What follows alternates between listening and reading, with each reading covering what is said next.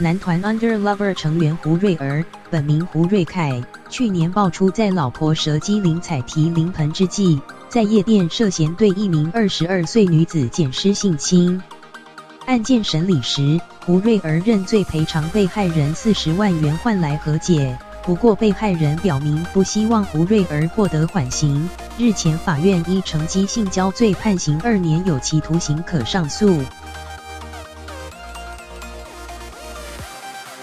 对此，林采缇受访时冷回自己做的是自己承担后果。据三立新闻网报道，得知胡瑞儿涉嫌性侵案的判决结果后，林采缇心情平静，仅表示她自己做的事必须自己承担后果，其他真的没什么想说。